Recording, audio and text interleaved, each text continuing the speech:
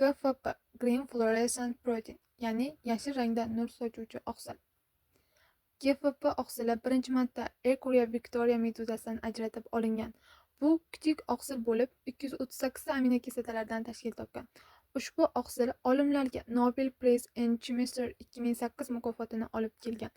Bugungi kunda GFP shubhasiz molekulyar biologiyada eng foydali vositalardan biri hisoblanadi. GFP tuzilishi.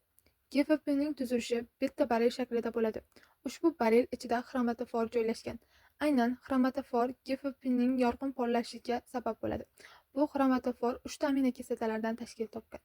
Serin 65 ta, tirezin 66 ta, glisin 67 ta.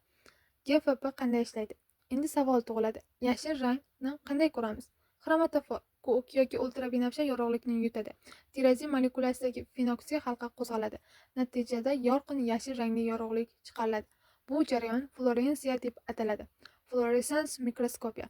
Fluorescence mikroskopiyasi yordamida GFP ga ultrabinafsha yorug'lik nurlari tushadi. Kimyoviy javob natijasida kompyuter ekranida yashil rang ko'rinadi. Tadqiqotlarda GFPning qo'llanishi.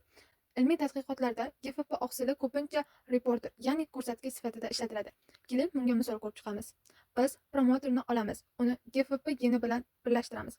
Promoter bu DNKning transkripsiyasini boshlovchi qism hisoblanadi.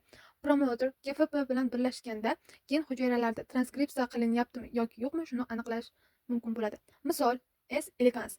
Masalan, S. elegans organizmida PMAC deb ataladigan promoter mavjud. Bu promoter faqat mexanosensor neyronlarda faol bo'ladi. Bu faoliyat GFP orqali ko'rsatiladi.